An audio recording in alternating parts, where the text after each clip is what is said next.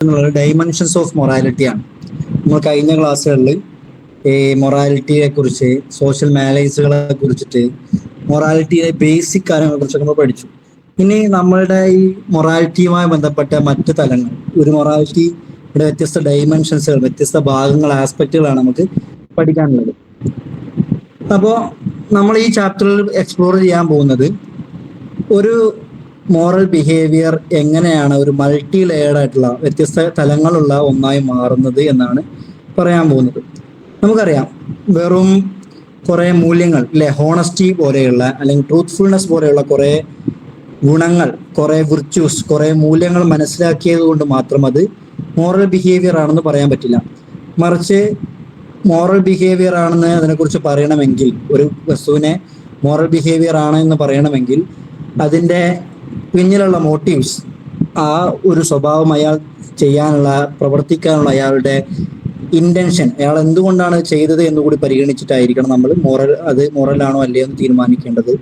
അതേപോലെ തന്നെ അത് ഏത് സിറ്റുവേഷനിലാണ്, ആ ഒരു അയാളിൽ നിന്നുണ്ടായ പെരുമാറ്റം ഏത് സിറ്റുവേഷനിലാണ് അയാൾ അത് ചെയ്തത്, അതേപോലെ തന്നെ അയാളുടെ പേഴ്സണാലിറ്റി ആസ്പെക്റ്റുകൾ, അയാളുടെ വ്യക്തിത്വവുമായി ബന്ധപ്പെട്ടുള്ള ഭാഗങ്ങൾ അതുകൂടി പരിഗണിച്ചിട്ടാണ് നമ്മൾ ആ ഒരു പ്രവർത്തനത്തെ മോറലാണോ അല്ല ഇമ്മോറലാണോ എന്നൊക്കെ തീരുമാനിക്കുന്നത് നമ്മൾ പറഞ്ഞു.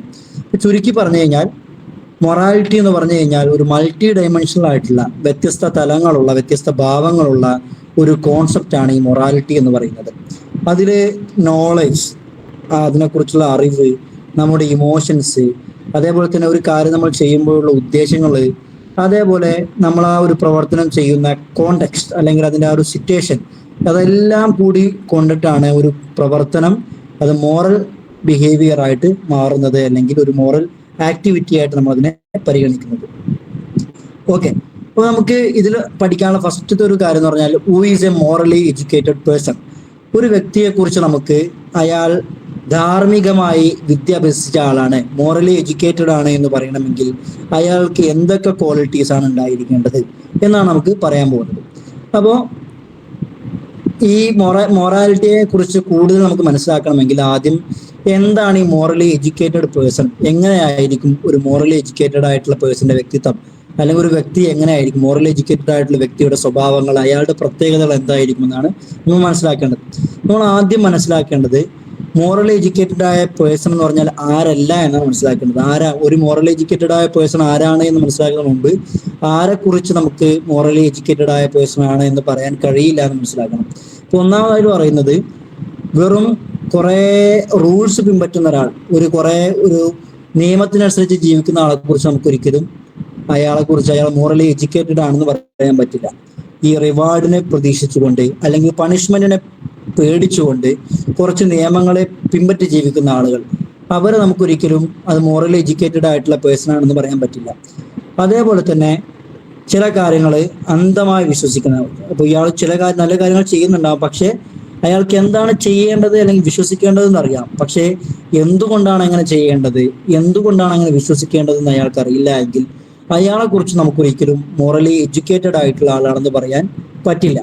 അപ്പൊ ഇതൊക്കെയും ഈ ഒരാൾ അന്ധമായിട്ടൊരു കാര്യം ചെയ്യുന്ന ഒരാളെ കുറിച്ച്, അല്ലെങ്കിൽ കൃത്യമായ നിയമം അനുശാസിക്കുന്ന ജീവിക്കുന്ന ആളെ കുറിച്ച് നമുക്ക് വേണമെങ്കിൽ മോറലി ട്രെയിൻഡ് ആണ് എന്ന് പറയാം. മോറലി അയാൾ ട്രെയിൻഡ് ആണ്, പരിശീലനം ലഭിച്ച ആളാണെന്ന് പറയാം.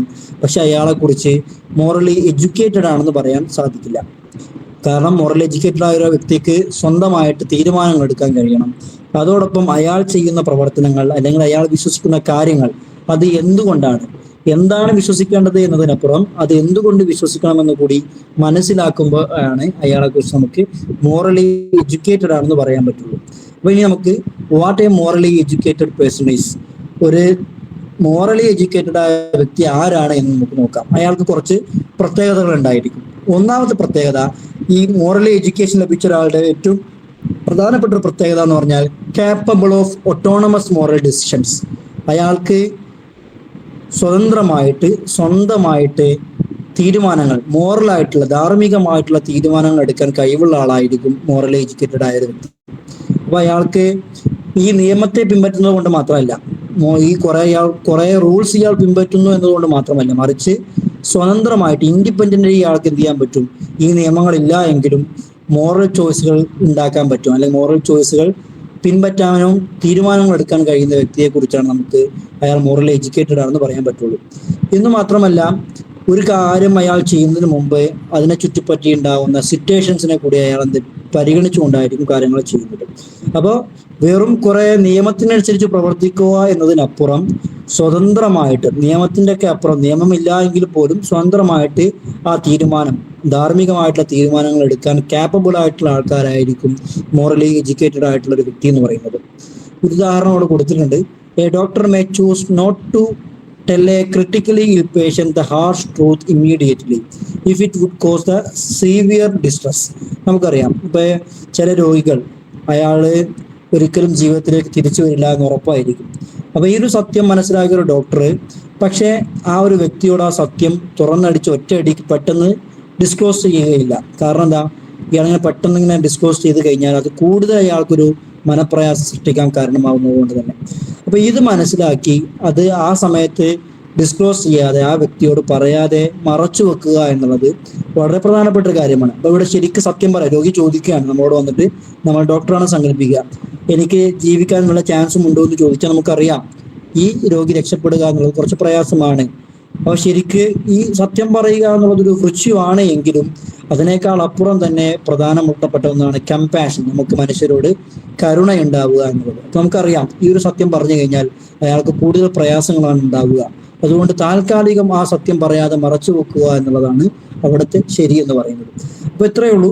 മോറലി എഡ്യൂക്കേറ്റഡ് ആയിട്ടുള്ള ഒരു വ്യക്തിയുടെ ഏറ്റവും പ്രധാനപ്പെട്ട പ്രത്യേകത എന്നുള്ളത് capable of autonomous moral decisions. അയാൾ ധാർമ്മികമായ തീരുമാനങ്ങൾ എടുക്കാൻ, സ്വയം തീരുമാനങ്ങൾ എടുക്കാൻ, ധാർമ്മികമായിട്ടുള്ള തീരുമാനങ്ങൾ എടുക്കാൻ അയാൾക്ക് കാപ്പബിലിറ്റി, കഴിവ് അയാൾക്ക് ഉണ്ടായിരിക്കും. അയാൾക്ക് അതിന് പ്രത്യേകമായ നിയമങ്ങൾ പിൻപറ്റേണ്ട ആവശ്യങ്ങൾ ഉണ്ടായിരിക്കില്ല എന്നർത്ഥം.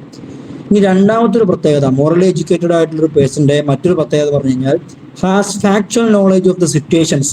അയാൾക്ക് അയാളുടെ ആ പ്രവർത്തനത്തിന്റെ സിറ്റുവേഷൻ, അയാൾ എന്താണോ പ്രവർത്തിക്കുന്നത്, അയാൾ ആ പ്രവർത്തനം നടത്തുന്ന ഒരു കോണ്ടക്സ്റ്റിനെ കുറിച്ച് കൃത്യമായിട്ടുള്ള നോളജ്, അറിവ് അയാൾക്ക് ഉണ്ടായിരിക്കും.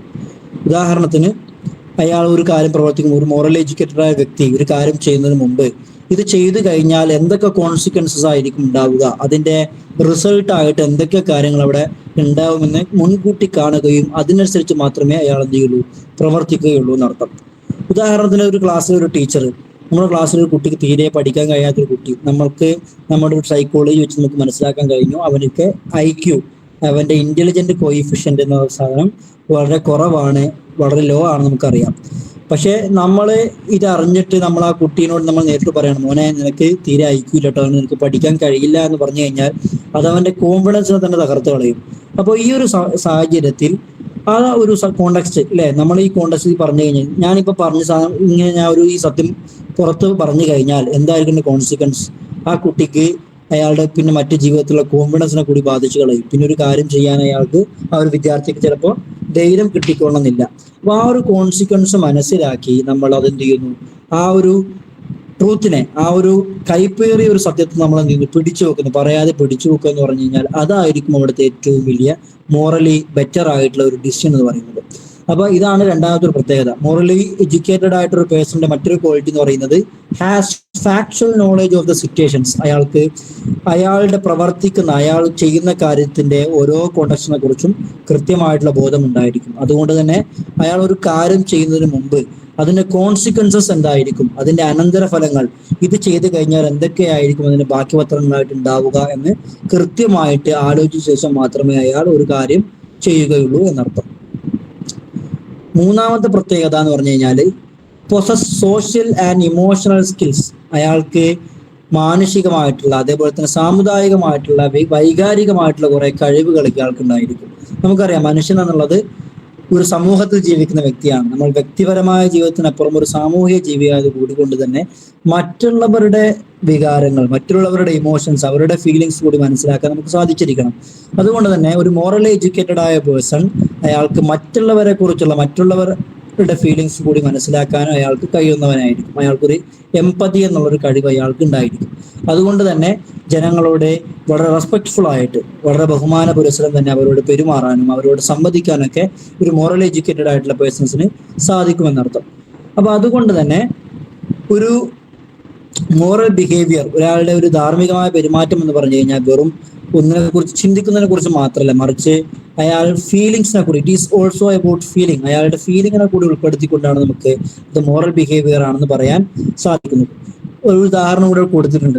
ഉദാഹരണത്തിന് നമ്മളൊരു ലോങ് ജേണി കഴിഞ്ഞ് യാത്ര ചെയ്തു വന്നാൽ ആകെ ടയേർഡ് ആയിരിക്കുമ്പോഴാണ് നമ്മുടെ വീട്ടിൽ നമുക്കൊരു വിവരം ലഭിച്ചത്. നമ്മുടെ ഏറ്റവും അടുത്ത സുഹൃത്ത്, നമ്മുടെ അയൽവാസിയായിട്ടുള്ള ഒരാൾ വളരെ ക്രിട്ടിക്കലായിട്ട് രോഗിയായി കിടക്കുകയാണെന്ന്. അപ്പൊ നമുക്ക് കുറെ കാലം കഴിഞ്ഞ് നാട്ടിലേക്ക് വരികയാണ്, നമ്മൾ എന്ത് ചെയ്യാണ്, വളരെ ക്ഷീണിതനാണ്. സ്റ്റിൽ നമ്മുടെ അയൽവാസി അല്ലെങ്കിൽ നമ്മുടെ കൂട്ടുകാരൻ അവിടെ രോഗിയായി കിടക്കുന്ന സമയത്ത് അയാളെ പോയി സന്ദർശിക്കുക എന്നുള്ളത് നമ്മുടെ ഒരു സെൽഫിഷ് ഫീലിങ്സിനെ മാറ്റി വെച്ചുകൊണ്ട് മറ്റുള്ളവരെ എന്ത് ചെയ്യണം, പരിഗണിക്കണമെന്നൊരു ചിന്തയോടെ അവരെ സന്ദർശിക്കാൻ കാണിക്കുക എന്നുള്ളത് നമ്മുടെ ഒരു ഇമോഷണൽ സ്കില്ലാണ്. അപ്പോൾ ഒരു ധാർമ്മിക വിദ്യാഭ്യാസം ലഭിച്ച ആള്, ഒരു മോറൽ എഡ്യൂക്കേഷൻ ലഭിച്ച ആള്, അയാൾക്ക് ഇത്തരത്തിൽ സോഷ്യലായിട്ടുള്ള, സാമൂഹികമായിട്ടുള്ള, അതേപോലെ തന്നെ ഇമോഷണൽ ആയിട്ടുള്ള മറ്റുള്ളവരെ വികാരങ്ങളെ, ഫീലിങ്സിനെ മനസ്സിലാക്കാവുന്ന സ്കില്ലുകൾ അയാൾക്ക് ഉണ്ടായിരിക്കും എന്നർത്ഥം.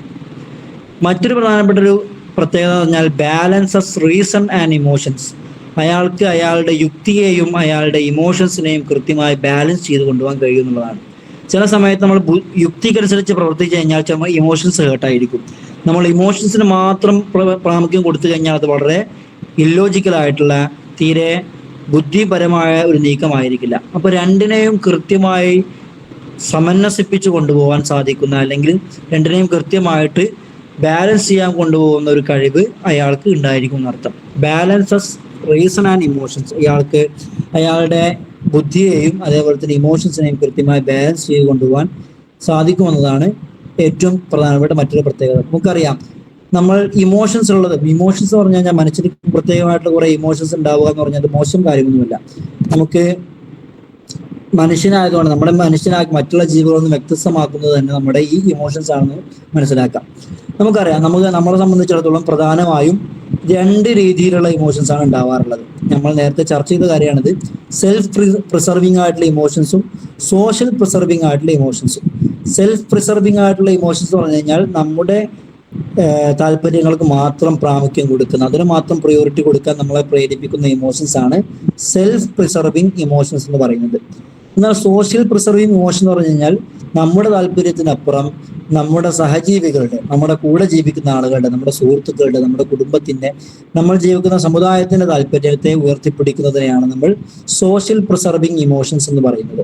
ഉദാഹരണം, സെൽഫ് പ്രിസർവിംഗ്, നമുക്ക് നമ്മുടെ താല്പര്യം മാത്രം നോക്കിയാൽ മതി എന്ന് നമ്മളെ പ്രേരിപ്പിക്കുന്ന കുറെ ഇമോഷൻസ് ഉണ്ട്. അതാണ് ഗ്രീഡ്, നമ്മുടെ അത്യാർത്തി; സെൽഫിഷ്നെസ്, നമ്മുടെ സ്വാർത്ഥ താല്പര്യം; അതേപോലെ തന്നെ ലേസിനെസ്, മടി. അപ്പൊ ഇത്തരത്തിലുള്ള ഇമോഷൻസ് ഒക്കെ നമ്മുടെ സെൽഫ് പ്രിസർവിംഗ് ആയിട്ടുള്ള ഇമോഷൻസുകളാണ്. എന്നാൽ നമുക്ക് തോന്നുന്ന സിമ്പതി, അതേപോലെ തന്നെ കൈൻഡ്നെസ്, അതേപോലെ ലവ്, ഇത്തരത്തിലുള്ള ഇമോഷൻസ് അതെന്താണ്, സോഷ്യൽ പ്രിസർവിംഗ് ആയിട്ടുള്ള, നമ്മുടെ താല്പര്യങ്ങൾക്ക് അപ്പുറം മറ്റുള്ളവരുടെ താല്പര്യത്തിന് നമ്മൾ എന്ത് ചെയ്യണം, പ്രാധാന്യം കൊടുക്കണമെന്ന് നമ്മളോട് ആവശ്യപ്പെടുന്ന കുറെ ഇമോഷൻസ് ആണ്. അപ്പൊ ഈ രീതിയിൽ രണ്ട് ടൈപ്പ് ഇമോഷൻസ് ഉണ്ട്. സെൽഫ് പ്രിസർവിംഗ് ഇമോഷൻസ് ഉണ്ട്, അതേപോലെ തന്നെ സോഷ്യൽ പ്രിസർവിംഗ് ആയിട്ടുള്ള ഇമോഷൻസ് ഉണ്ടായിരിക്കും.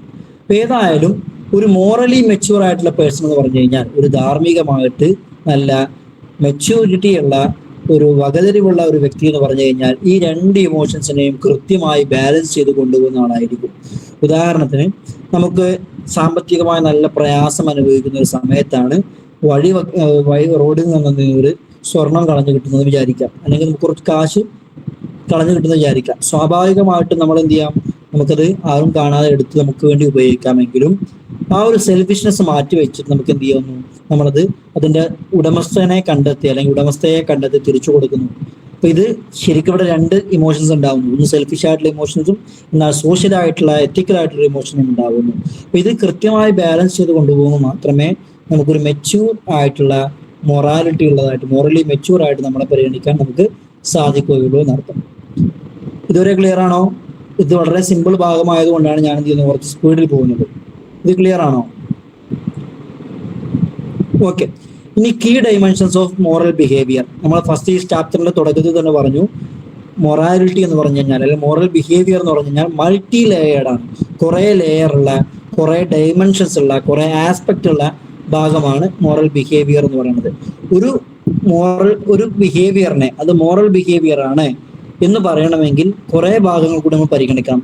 സിമ്പിളായിട്ട് ഒരാൾ സത്യം പറഞ്ഞു എന്നതുകൊണ്ട് മാത്രം ആ ഒരു സത്യം പറഞ്ഞ് നമുക്ക് മോറൽ ബിഹേവിയർ എന്ന് പരിഗണിക്കാൻ പറ്റില്ല. ഫോർ എക്സാമ്പിൾ, ഞാൻ സത്യം പറഞ്ഞത് മറ്റൊരാളെ ജീവിതം അപകടപ്പെടുത്തുന്ന രീതിയിലാണ് സത്യം പറഞ്ഞത് എങ്കിൽ അത് ഒരിക്കലും മോറൽ ബിഹേവിയർ ആയിട്ട് പരിഗണിക്കാൻ സാധിക്കില്ല. കാരണം എന്താ, അവിടെ എൻ്റെ ഇന്റൻഷൻ, അവിടെ എൻ്റെ ഈ ഈ പ്രവർത്തനം എന്നെ ചെയ്യാൻ പ്രേരിപ്പിച്ച ഉദ്ദേശം അവിടെ ശരിയല്ല. അപ്പൊ എല്ലാ ഭാഗവും എല്ലാ ഡൈമെൻഷനും കൃത്യമായി ശരിയാകുമ്പോൾ മാത്രമേ ഒരു മോറൽ ബിഹേവിയർ ആണെന്ന് പറയാൻ പറ്റുകയുള്ളൂ. അപ്പോൾ key dimensions of moral behaviour, എന്തൊക്കെ ഡൈമെൻഷൻസ് ആണ് ഒരു മോറൽ ബിഹേവിയറിനുള്ളത് എന്നാണ് പറയാൻ പോകുന്നത്.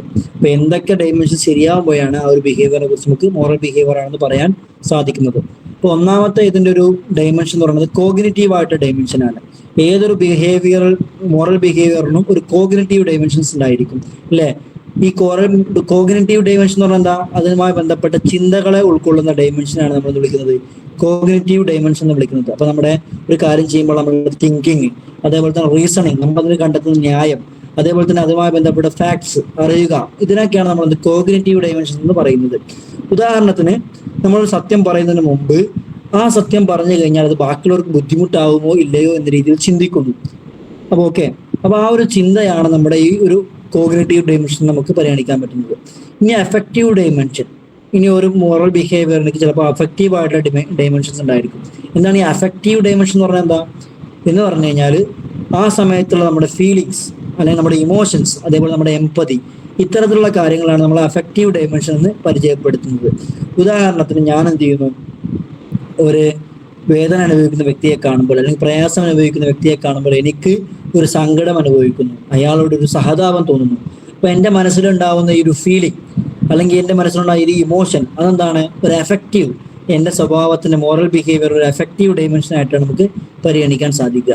അപ്പൊ feeling sad for someone in pain and wanting to help, ഒരു വേദന അനുഭവിക്കുന്ന, പ്രയാസം അനുഭവിക്കുന്ന ആളെ കാണുമ്പോൾ അയാളുടെ ഒരു സങ്കടം തോന്നുക, അയാളുടെ അവസ്ഥ കണ്ടിട്ട് സങ്കടം തോന്നുകയും അയാളെ സഹായിക്കാനുള്ള ഒരു ആഗ്രഹം ഉണ്ടാവുകയും ചെയ്യുക എന്നുള്ളത് ഒരു എഫക്റ്റീവ് ഡൈമെൻഷൻ ആയിരിക്കാൻ സാധിക്കുക. മറ്റൊന്നാണ് സിറ്റുവേഷണൽ ഡൈമെൻഷൻ എന്ന് പറയുന്നത്. സിറ്റുവേഷണൽ ഡൈമെൻഷൻ എന്ന് പറഞ്ഞു കഴിഞ്ഞാൽ, ഒരു കാര്യം ചെയ്യുമ്പോൾ അത് ശരിയാണെന്ന് തീരുമാനിക്കുന്നത് അതിന്റെ സാഹചര്യം കൂടി പരിഗണിച്ചിട്ടായിരിക്കും. എല്ലാ കാര്യങ്ങളും, നല്ല കാര്യങ്ങളും എല്ലാ സമയത്തും ശരിയായിക്കൊള്ളുന്നില്ല, നമ്മൾ എപ്പോഴും പറയുന്നൊരു കാര്യമാണത്. അപ്പോൾ കോണ്ടെക്സ്റ്റ്, സ്പെസിഫിക് സർക്കംസ്റ്റൻസസ്, പ്രത്യേകമായിട്ടുള്ള ആ ഒരു കോണ്ടെക്സ്റ്റ് അല്ലെങ്കിൽ അതിന്റെ ഒരു സാഹചര്യം, സർക്കംസ്റ്റൻസ് കൂടി പരിഗണിച്ചിട്ടാണ് നമ്മൾക്ക് ഒരു ബിഹേവിയർ അത് മോറൽ ബിഹേവിയർ ആണോ അല്ലേ എന്ന് തീരുമാനിക്കാൻ സാധിക്കുന്നത്. അതേപോലെ തന്നെ ഇന്റൻഷണൽ ഡൈമെൻഷൻ, ഒരു കാര്യത്തിന്റെ ഒരു മോറൽ ബിഹേവിയറിന്റെ ഏറ്റവും പ്രധാനപ്പെട്ട ഒരു ഘടകമാണ് ഇന്റൻഷണൽ ഡൈമെൻഷൻ. ഈ വ്യക്തി എന്തുകൊണ്ട് ഈ പ്രവർത്തനം ചെയ്തു, അയാൾ അത് ചെയ്തത് പിന്നുള്ള ഉദ്ദേശം, അയാളുടെ ലക്ഷ്യം എന്താണെന്ന് കൂടി പ്രാധാന്യമുണ്ട്, അല്ലെ? ഈ കാര്യം മാത്രമല്ല, അതിന്റെ മാർഗം കൂടി ശരിയാവണം എന്നർത്ഥം. ഉദാഹരണത്തിന്, എനിക്ക് സംഭാവന കൊടുക്കാം, ഇല്ല, രണ്ട് രീതിയിൽ സംഭാവന കൊടുക്കാം. ഒന്ന്, എനിക്ക് ഫെയിം കിട്ടാൻ വേണ്ടി എനിക്ക് എന്ത് ചെയ്യാം, കോൺട്രിബ്യൂഷൻസ് കൊടുക്കാം. അല്ല എങ്കിൽ ജെന്യൂൻ ആയിട്ട് അവരുടെ സങ്കടം ഒപ്പാൻ വേണ്ടി, ഒരു ആവശ്യത്തിന് വേണ്ടി സഹായിക്കുക എന്ന ഉദ്ദേശത്തോടെ എനിക്ക് ഡൊണേഷൻ കൊടുക്കാം. അപ്പൊ ഞാൻ ഡൊണേഷൻ കൊടുക്കുന്നതിന്റെ എൻ്റെ ഉദ്ദേശം ഫെയിമിന് വേണ്ടിയിട്ടാണ് എങ്കിൽ ഒരിക്കലും അതല്ല മോറലായിട്ട് നല്ല കാര്യമൊന്നുമല്ല. അല്ലാതെ ജെന്യൂൻ ആയിട്ട് കൊടുത്തതാണെങ്കിൽ എന്താണ്, വളരെ മോറലായിട്ടുള്ള ബിഹേവിയർ ആയിട്ട് നമുക്ക് വേണമെങ്കിൽ പരിഗണിക്കുകയും ചെയ്യാം. അപ്പൊ അതിനെ നമുക്ക് ഇന്റൻഷണൽ ഡൈമെൻഷൻ എന്നാണ് വിളിക്കാൻ പറ്റുന്നത്. മറ്റൊരു പ്രധാനപ്പെട്ട ഒരു ഡൈമെൻഷനാണ് സോഷ്യൽ, അതേപോലെ റിലേഷണൽ ഡൈമെൻഷൻ എന്ന് പറയുന്നത്. നേരത്തെ പറഞ്ഞ പോലെ നമ്മുടെ സെൽഫായിട്ടുള്ള കാര്യം മാത്രം നോക്കാതെ നമ്മുടെ കൂടെയുള്ള ആൾക്കാരെ കൂടി പരിഗണിച്ചിട്ട്, അവരെ കൂടി പരിഗണിച്ച് നമ്മൾ പെരുമാറുമ്പോൾ, അല്ലെങ്കിൽ അതിനെ കൂടി പരിഗണിച്ചുകൊണ്ടാണ് നമ്മുടെ പെരുമാറ്റം ഉണ്ടാവുന്നത് എങ്കിൽ അതിനെ മാത്രമേ നമുക്ക് മോറൽ ബിഹേവിയർ എന്ന് പറയാൻ പറ്റുള്ളൂ എന്നർത്ഥം. അപ്പോൾ അണ്ടർസ്റ്റാൻഡിങ് അതേഴ്സ്, അതേപോലെ കമ്മ്യൂണിക്കേഷൻ, മറ്റുള്ളവരെ മനസ്സിലാക്കുക, അവരുടെ കമ്മ്യൂണിക്കേഷൻ കൃത്യമായി ഉൾക്കൊള്ളുക എന്നതാണ് മറ്റൊരു പ്രധാനപ്പെട്ട ഒരു ഡൈമെൻഷനായിട്ട് നമുക്ക് കാണിക്കാൻ കഴിയുന്നത്. അപ്പോൾ സോഷ്യൽ അല്ലെങ്കിൽ റിലേഷണൽ ഡൈമെൻഷൻ നമുക്ക് ഇതിനെ വേണമെങ്കിൽ പറയാം എന്നർത്ഥം. അത് ക്ലിയർ ആണോ?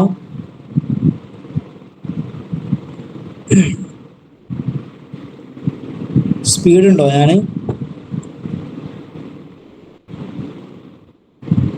ഈ രീതിയിൽ പോയാൽ മതിയോ?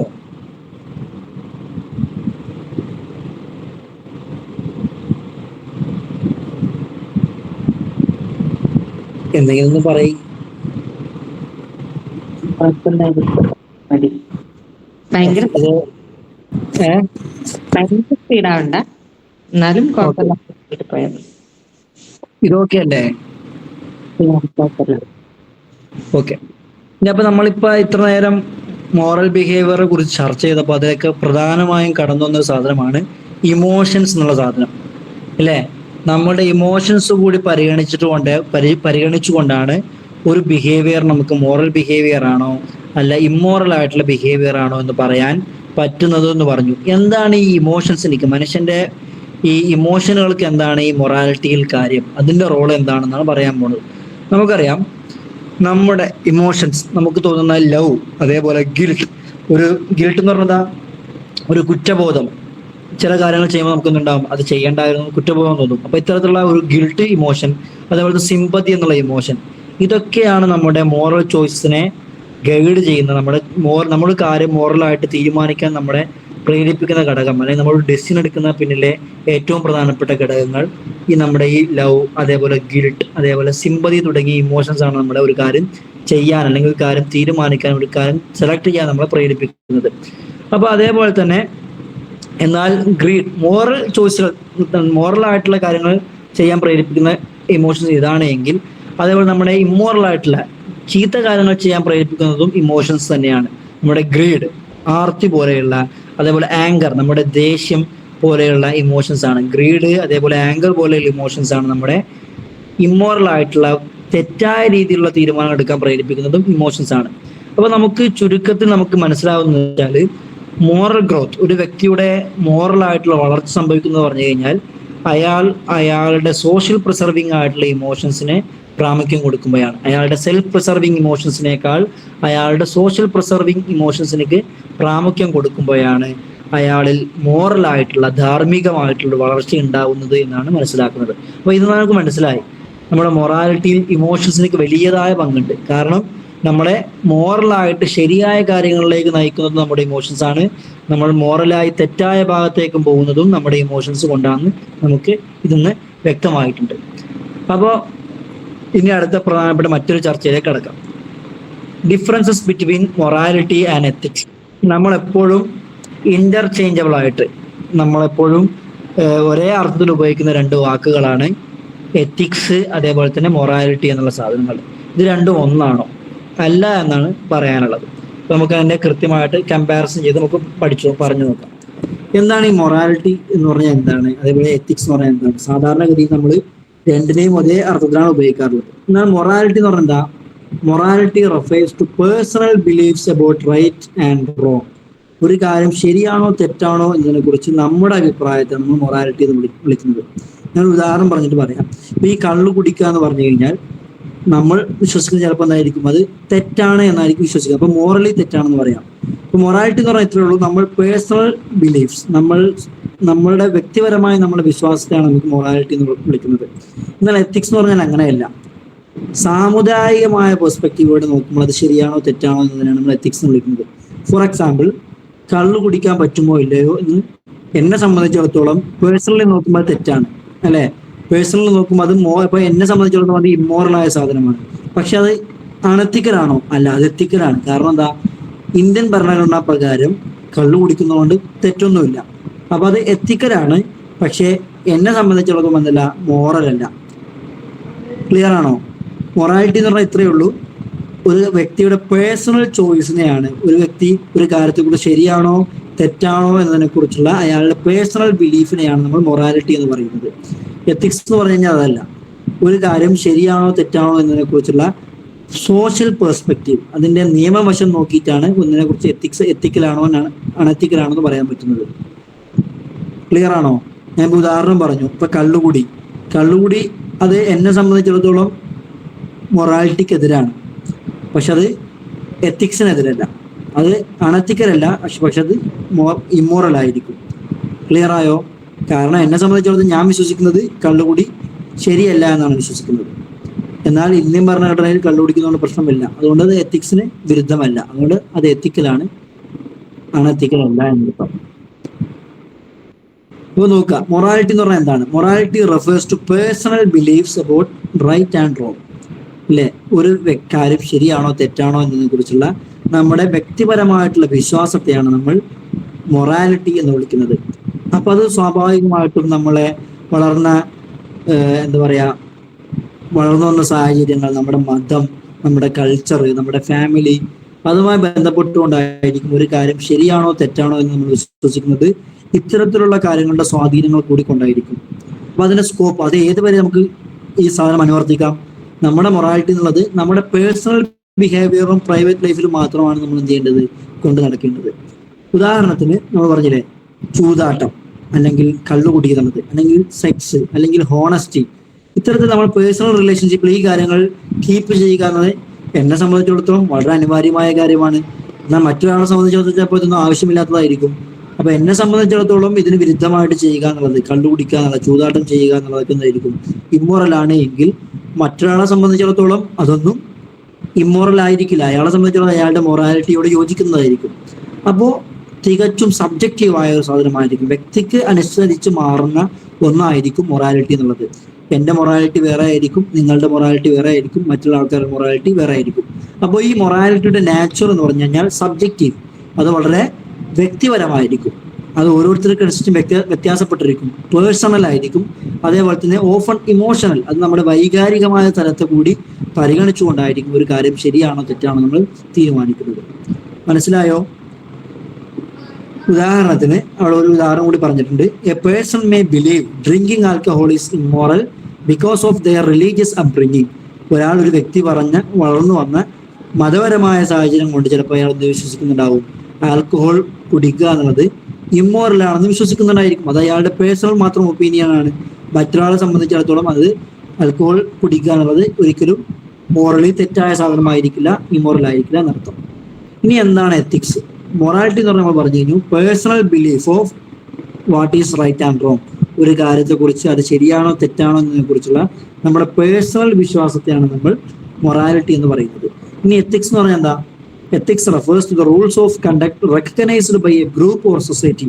നമ്മൾ ജീവിക്കുന്ന സമുദായത്തിൽ നമ്മളുള്ള ഒരു ഗ്രൂപ്പ് അംഗീകരിക്കുന്ന സ്വഭാവത്തെ, അല്ലെങ്കിൽ അതിന്റെ റൂൾസിനെ, നമ്മൾ ഏതൊക്കെ രീതിയിൽ പെരുമാറുന്നത് കൃത്യമായ റൂൾസ് ഉണ്ടായിരിക്കും. അപ്പൊ ആ ഒരു റൂൾസ് ആൻഡ് നോംസിനെയാണ് നമ്മൾ എത്തിക്സ് എന്ന് വിളിക്കുന്നത്.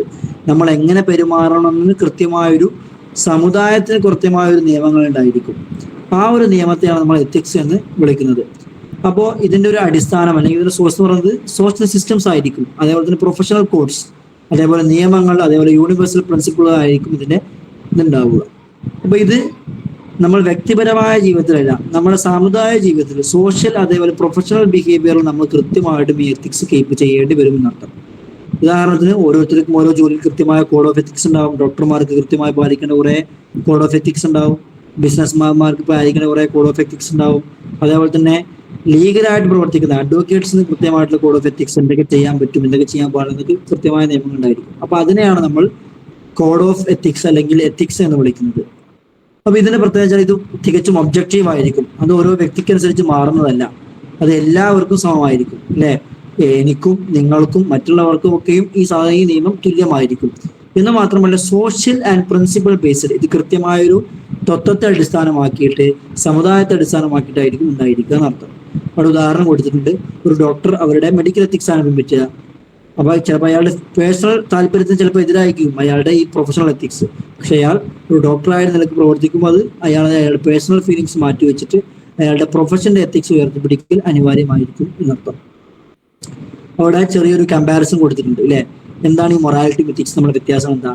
ആദ്യമായിട്ട് അതിന്റെ നാച്ചർ പരിശോധിക്കാം അല്ലെ. മൊറാലിറ്റിയുടെ നാച്ചർ എന്ന് പറഞ്ഞാൽ തികച്ചും പേഴ്സണൽ ആയിരിക്കും, അത് ഇന്റേണൽ ആയിരിക്കും, നമ്മളുമായി മാത്രം ബന്ധപ്പെട്ട, വ്യക്തിയുമായി ബന്ധപ്പെട്ട കാര്യമായിരിക്കും മൊറാലിറ്റി എന്നുള്ളത്. എന്നാൽ എത്തിക്സോ സോഷ്യൽ, സാമുദായികവുമായി ബന്ധപ്പെട്ട എക്സ്റ്റേണൽ ആയ ഒരു നാച്ചർ ആയിരിക്കും എത്തിക്സ് ഉണ്ടായിരിക്കുക.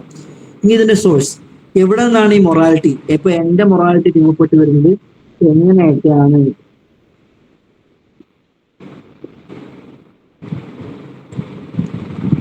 ഒരു മിനിറ്റ്.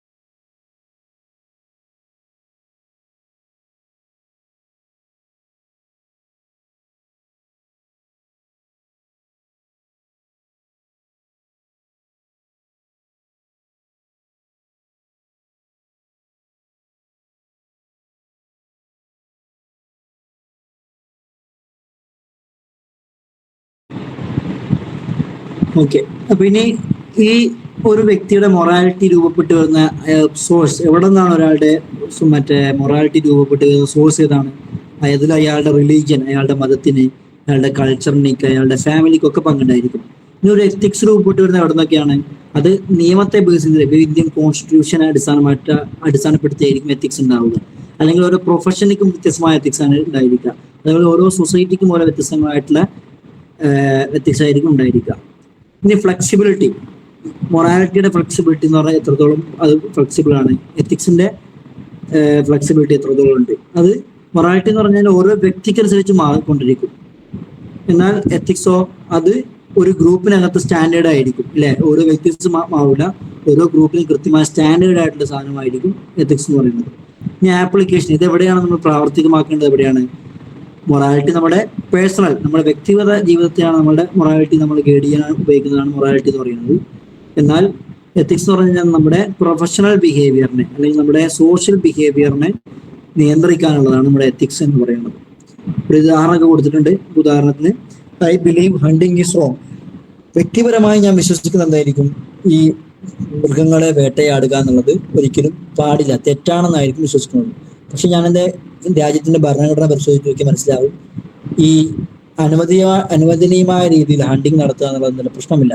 അപ്പോൾ ഫോർ മീ, എന്നെ സംബന്ധിച്ചിടത്തോളം ഹണ്ടിങ് എന്നുള്ളത് ഇമ്മോറൽ ആയിരിക്കാം, പക്ഷെ അത് അണത്തിക്കലായ ഒരു സംഗതിയല്ല. കാരണം ഞാൻ ജീവിക്കുന്ന സമുദായമോ രാജ്യമോ അത് തെറ്റായി കാണുന്നില്ല എന്നതുകൊണ്ട് തന്നെ. അപ്പൊ ഇതാണ് എത്തിക്സ് അല്ലെങ്കിൽ മൊറാലിറ്റിയുടെ പ്രത്യേകതകൾ, വ്യത്യാസം എന്ന് പറയുന്നത്. ക്ലിയർ അല്ലേ? ഇനി കുറച്ചും കൂടി റിയൽ ലൈഫ് എക്സാമ്പിൾസ് കൂടി ഇവിടെ കൊടുത്തിട്ടുണ്ട്. എന്താണ് എത്തിക്സ്, എന്താണ് ഈ മൊറാലിറ്റി എന്ന് അറിയാൻ വേണ്ടി നമ്മൾ ടെക്സ്റ്റ് തന്നെയുള്ള കുറച്ച് ഉദാഹരണങ്ങൾ കൂടെ കൊടുത്തിട്ടുണ്ട്. ഇപ്പൊ ഡ്രിങ്കിങ് ആൽക്കഹോൾ, അല്ലെ? കള്ളു കുടിക്കുക എന്നുള്ളത് ചിലപ്പോൾ ഒരു വ്യക്തിയെ സംബന്ധിച്ചിടത്തോളം ഇമ്മോറൽ ആയിരിക്കാം. പക്ഷേ മറ്റൊരാൾക്ക് ബുദ്ധിമുട്ടില്ല എങ്കിൽ, മറ്റൊരാളെ പ്രയാസപ്പെടുത്തുന്നില്ല എങ്കിൽ ഞാൻ എന്ത് ചെയ്യുക? ആൽക്കഹോൾ ഉപയോഗിക്കുക എന്നുള്ളത്. ഒരു മിനിറ്റ്.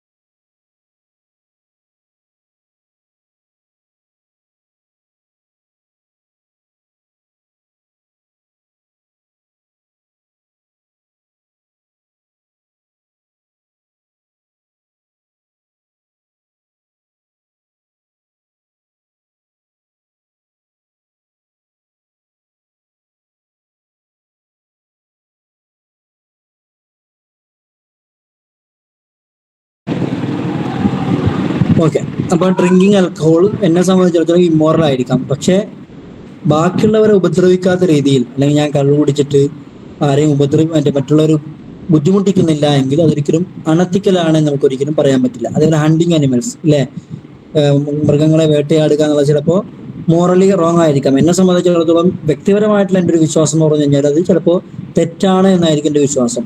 പക്ഷെ അത് ഇന്ത്യൻ ഭരണഘടനയിൽ ഒന്നില്ലാത്തതുകൊണ്ട്, പ്രശ്നമില്ലാത്തതുകൊണ്ട് ഒരിക്കലും അണത്തിക്കലാന്ന് നമുക്ക് പറയാൻ കഴിയില്ല. അപ്പൊ അത് മോറലി റോങ് ആയിരിക്കാം, പക്ഷെ എത്തിക്കലി അതൊരിക്കലും റോങ് ആണെന്ന് പറയാൻ സാധിക്കില്ല. അതേപോലെ തന്നെ നമ്മൾ ചിലപ്പോൾ ഉദാഹരണത്തിന് ഞാൻ എൻ്റെ ഒരു വിശ്വാസം ബാക്കിയുള്ളവർ കൂടി പിൻപറ്റണമെന്നത് വിശ്വസിക്കുന്നത് ശരിയാണെന്നായിരിക്കും എൻ്റെ ഒരു തോട്ടുണ്ടായിരിക്കുക. അപ്പൊ മോറലി ഞാൻ എന്ത് ചെയ്യാം? എൻ്റെ ഒരു വിശ്വാസം മറ്റുള്ളവരുടെ മേൽ അടിച്ചേൽപ്പിക്കുക എന്നുള്ളത് മോറലി എന്നെ സംബന്ധിച്ചിടത്തോളം ശരിയായിരിക്കാം, പക്ഷേ അത് എത്തിക്കലി നോക്കുമ്പോൾ തെറ്റാണ്, അണത്തിക്കലാണ്. കാരണം ബാക്കിയുള്ളവരെ എൻ്റെ ഒരു പേഴ്സണൽ ആയിട്ടുള്ള കാര്യങ്ങൾ ഏറ്റെടുക്കാൻ വേണ്ടിയിട്ട് അടിച്ചേൽപ്പിക്കുക എന്നുള്ളത് ഒരിക്കലും എത്തിക്കലി ശരിയായിരിക്കണം എന്നർത്ഥം. അപ്പൊ ഇത് പ്രത്യേകിച്ച് വലിയ ക്ലാരിറ്റി ഇഷ്യൂസ് ഇല്ലാത്തതുകൊണ്ട് നമ്മൾ കൂടുതൽ വിശദീകരിക്കുന്നില്ല. അപ്പൊ ഇതാണ് മൊറാലിറ്റിയും എത്തിക്സും തമ്മിലുള്ള ഒരു വ്യത്യാസം എന്ന് പറയുന്നത്. ഇനി എന്തുകൊണ്ടാണ് ഇത് രണ്ടും ഒരേപോലെ പ്രധാനപ്പെട്ടതെന്ന് പറയാനുള്ള കാരണം എന്താ? എത്തിക്സ് അതേപോലെ തന്നെ മൊറാലിറ്റി രണ്ടും ഒരേപോലെ നമുക്ക് എന്താണ് നമ്മുടെ മൊറാലിറ്റിയിൽ ബന്ധപ്പെട്ട് കിടക്കുന്നതാണ്, അല്ലെങ്കിൽ വളരെയധികം അത്യാവശ്യമുള്ള കാര്യമാണ്. കാരണം നമുക്കറിയാം മൊറാലിറ്റി എന്നുള്ളത് നമ്മുടെ ഒരു വ്യക്തിത്വത്തെ, നമ്മൾ ഒരു വ്യക്തി എന്ന നിലയ്ക്ക് നമ്മൾ ആരാണ് എന്ന് രൂപീകരിക്കുന്നത് മൊറാലിറ്റിയാണ്. നമുക്കറിയാം നമ്മൾ എന്താണ് ശരി എന്താണ് തെറ്റ് എന്ന് വിശ്വസിക്കുന്ന അനുസരിച്ചാണ് നമ്മൾ പെരുമാറുന്നത്. അതുകൊണ്ട് തന്നെ മൊറാലിറ്റിയാണ് നമ്മുടെ ക്യാരക്ടർ, നമ്മുടെ സ്വഭാവത്തെ, നമ്മൾ എന്ന വ്യക്തിയെ രൂപപ്പെടുത്തുന്നത്. അതേസമയം ഒരു സമുദായ ജീവി എന്ന നിലക്ക്, സോഷ്യൽ ആനിമൽ എന്ന നിലക്ക് നമ്മെ രൂപീകരിക്കുന്നത് എത്തിക്സ് ആണ്. അതുകൊണ്ട് എത്തിക്സ് ഗൈഡ് ബിഹേവിയർ. മൊറാലിറ്റി നമ്മുടെ ക്യാരക്ടറിനെ, സ്വഭാവത്തെ, നമ്മുടെ പേഴ്സണൽ ക്യാരക്ടറിനെ രൂപീകരിക്കുമ്പോൾ എത്തിക്സ് ഗൈഡ് ബിഹേവിയർ, ഒരു സമുദായത്തിൽ നമ്മൾ എങ്ങനെ പെരുമാറണമെന്ന കാര്യം നമ്മൾക്ക് കൃത്യമായി കാണിച്ചു തരുന്നത് എത്തിക്സ് ആണ്. അപ്പൊ അതുകൊണ്ട് തന്നെ ഒരു നല്ലൊരു വ്യക്തി എന്ന് പറഞ്ഞു കഴിഞ്ഞാൽ അയാൾക്ക് കൃത്യമായിട്ട് സ്ട്രോങ് ആയിട്ടുള്ള പേഴ്സണൽ മോറൽസ് ഉണ്ടായിരിക്കണം. അതേപോലൊപ്പം തന്നെ സ്ട്രോങ് ആയിട്ടുള്ള എത്തിക്സും അയാൾക്ക് ഉണ്ടായിരിക്കണം. അവിടെ ഒരു ഉദാഹരണം കൊടുത്തിട്ടുണ്ട്. ഏറ്റവും അവസാനമായിട്ട് കൺക്ലൂഡിംഗ് റിമാർക്സ് എന്നൊക്കെ പറഞ്ഞു കഴിഞ്ഞാൽ മൊറാലിറ്റി എന്ന് പറഞ്ഞു കഴിഞ്ഞാൽ നമ്മൾ ദിശ കണ്ടെത്താൻ ഉപയോഗിക്കുന്ന ഒരു കോമ്പസ്, പേഴ്സണൽ കോമ്പസ് പോലെയാണ്. എങ്കിൽ ഈ എത്തിക്സ് എന്ന് പറയുന്നത് നമ്മൾ റോഡിലൂടെ സഞ്ചരിക്കുമ്പോൾ കൃത്യമായി നമുക്ക് ഓരോ നിർദ്ദേശങ്ങൾ നൽകുന്ന ട്രാഫിക് സിഗ്നൽസിനെ പോലെയാണ് എത്തിക്സ് എന്ന് പറയുന്നത്. അപ്പൊ അതാണ് ചുരുക്കത്തിൽ പറയാനുള്ളത്. ഇനി വ്യത്യസ്ത ഡിഫറെന്റ് ഫേസറ്റ്സ് ഓഫ് മൊറാലിറ്റി, ഈ മൊറാലിറ്റിയിൽ അടങ്ങിയിരിക്കുന്ന വ്യത്യസ്ത ഘടകങ്ങൾ, എന്തൊക്കെ കാര്യങ്ങൾ കൂടിയിട്ടാണ് മൊറാലിറ്റി ഉണ്ടാവുന്നതാണ് അടുത്തത് പറയുന്നത്. അപ്പോൾ നമ്മുടെ ഈ ചാപ്റ്ററിലെ ഏറ്റവും അവസാനത്തൊരു പോർഷൻ കൂടിയാണിത്. അപ്പോൾ നമ്മൾ ഫസ്റ്റ് ഈ ചാപ്റ്ററിന് തുടക്കത്തിലേ പറഞ്ഞിരുന്നു, മൊറാലിറ്റി എന്ന് പറഞ്ഞു കഴിഞ്ഞാൽ വെറും ഒരു ചെറിയൊരു സിംഗിൾ ഐഡിയ അല്ല, അത് മൾട്ടി ഡൈമെൻഷനൽ ആയിട്ടുള്ള, മൾട്ടി ഫേസിറ്റഡ് ആയിട്ടുള്ള, ബഹുമുഖമായിട്ടുള്ള സാധനമാണ് നമ്മൾ പറഞ്ഞിട്ടുണ്ടായിരുന്നു. അപ്പോൾ അതുകൊണ്ട് തന്നെ ഈ എന്താണ് ഈ മൊറാലിറ്റി എന്ന് പറയണമെങ്കിൽ നമുക്ക് അതിന്റെ വ്യത്യസ്ത ആസ്പെക്റ്റുകൾ കൂടി മനസ്സിലാക്കണം. മൊറാലിറ്റി എന്ന് പറഞ്ഞു കഴിഞ്ഞാൽ അതിൽ കെയറിങ് അടങ്ങിയിട്ടുണ്ട്, ജഡ്ജിങ് അടങ്ങിയിട്ടുണ്ട്, അതിനനുസരിച്ചുകൊണ്ട് പ്രവർത്തിക്കുക, ആക്ടിങ് എന്ന ഘടകവും അടങ്ങിയിട്ടുണ്ട്. നമുക്കിവിടെ ഒരു കഥ പറഞ്ഞുകൊണ്ട് തുടങ്ങാം ഇല്ലേ. സ്ലോട്ടിൻ എന്നുള്ള ഒരു ശാസ്ത്രജ്ഞൻ ആറ്റം ബോംബ് കണ്ടെത്തുമ്പോൾ ഒരു കഥ നമ്മുടെ ടെക്സ്റ്റ് ഭാഗത്ത് പറയുന്നുണ്ട്. അപ്പൊ അദ്ദേഹം ഈ ആറ്റം ബോംബ് ഉണ്ടാക്കാൻ വേണ്ടിയിട്ട് യുറേനിയം കൊണ്ടിങ്ങനെ പരീക്ഷണം നടത്തിക്കൊണ്ടിരിക്കുകയാണ്. അപ്പൊ കൃത്യമായ ഓരോ അതിന്റെ ന്യൂക്ലിയർ മോളിക്യൂൾസിനെ കൃത്യമായിട്ട് ഒരു നിശ്ചിത അകലത്തിൽ വെച്ച് ഫ്യൂഷൻ ചെയ്യുമ്പോൾ അല്ലെങ്കിൽ പ്രവർത്തിക്കുമ്പോഴേ കൃത്യമായിട്ട് എന്ത് ചെയ്യുള്ളൂ, അത് പ്രവർത്തിക്കുകയുള്ളൂ. അല്ലെങ്കിൽ കുറച്ച് അകലം കൂടുകയോ കുറച്ച് അകലം അടുക്കുകയോ ചെയ്തു കഴിഞ്ഞാൽ അവിടെ ചെയിൻ റിയാക്ഷൻസ് ഉണ്ടാവുകയും ശക്തമായ റേഡിയേഷൻസ് ഉണ്ടാവുകയും ചെയ്യും. അങ്ങനെ ഒരു സാഹചര്യത്തിലാണ് സ്ലോട്ടിൻ എന്ത് ചെയ്യുന്നത്, സ്ലോട്ടിനും അതേപോലെ തന്നെ അദ്ദേഹത്തിന് കൂടെ 7 ശാസ്ത്രജ്ഞന്മാരും ഉണ്ടായിരുന്നു. അവര് ആറ്റം ബോംബ് ഇങ്ങനെ വികസിപ്പിച്ചെടുക്കാൻ വേണ്ടി പ്രവർത്തിച്ചു കൊണ്ടിരിക്കുമ്പോൾ ഈ ഒരു യുറേനിയത്തെ അങ്ങോട്ടും ഇങ്ങോട്ടും നീക്കുന്നത് ഒരു കമ്പ് അല്ലെങ്കിൽ ഒരു ടൂൾ ഉപയോഗിച്ചുകൊണ്ടാണ് നീക്കിക്കൊണ്ടിരുന്നത്. പെട്ടെന്ന് ഇയാളുടെ കയ്യിൽ നിന്നും ഈ സാധനം സ്ലിപ്പാവുകയും 2 യുറേനിയം കൂട്ടിമുട്ടുകയും അവിടെ ശക്തമായ റേഡിയേഷൻ ഉണ്ടാവുകയും ചെയ്തു. അപ്പൊ ഇത് കൂടുതൽ ഉണ്ടാവാതിരിക്കാൻ വേണ്ടി അയാൾ കയ്യിൽ ഗ്ലൗസ് ഒന്നും ഇല്ലാതെ തന്നെ ഈ 2 യുറേനിയത്തെയും പിടിച്ച് നെയ്ക്കഡ് ആയിട്ടുള്ള ഹാൻഡ്സ് കൊണ്ട്, കയ്യിൽ ഒന്നും ഉപയോഗിക്കാതെ നേരെ അത് കൈകൾ കൊണ്ട് അയാൾ പിടിച്ചു മാറ്റി അത് രണ്ടിനും സെപ്പറേറ്റ് ആക്കുകയും ചെയ്തു. അപ്പൊ ഇതിന്റെ ഫലമായിട്ട് എന്ത് ചെയ്തു, അയാൾക്ക് ശക്തമായ റേഡിയേഷൻ എടുക്കുകയും അയാൾ മരണപ്പെടുകയും ചെയ്യുന്നുണ്ട്. അപ്പൊ ഈ ഒരു കഥയിൽ നിന്ന് മനസ്സിലാവുന്ന പാഠങ്ങൾ കുറച്ചുണ്ട്.